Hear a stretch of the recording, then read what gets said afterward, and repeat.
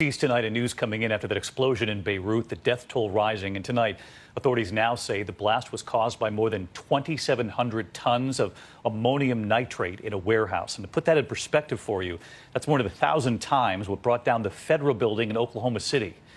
Here's our senior foreign correspondent, Ian Pannell, again tonight.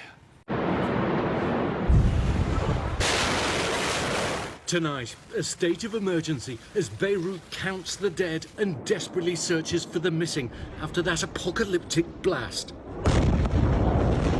Everyday life erased in a flash. The mushroom cloud and red pillar of smoke seen, heard and felt for dozens of miles. Buildings blown in half, cars crushed, glass lining the streets, but above all, lives torn apart. In what should have been the best day of her life, a bride poses for her wedding photos.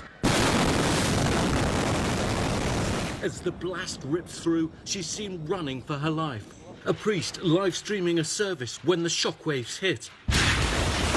Stained glass raining down as the church shakes. An American living in Beirut describing the nightmare. I genuinely thought the building was going to crumble down while I was in my own home. I ran down to the street to see what was going on, kind of took cover because so much glass was falling from a bit of everywhere and so much glass on the streets.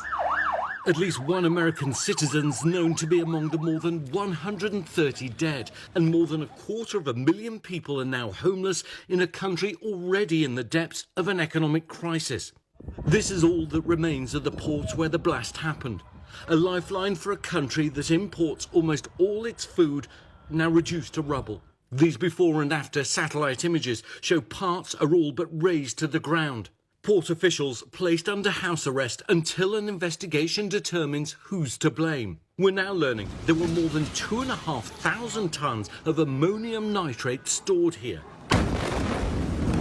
A highly explosive chemical often used in fertilizers, and the same chemical used in the Oklahoma City bombing. But the amount stored in Beirut, over 1,000 times more.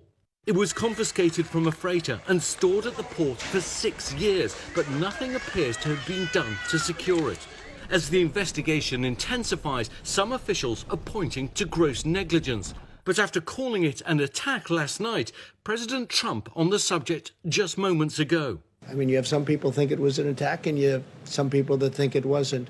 In any event, it was a terrible event. U.S. Defense Secretary Esper saying today most believe it was an accident. Reports out of Lebanon now suggesting there'd been multiple warnings about the way this material was being stored.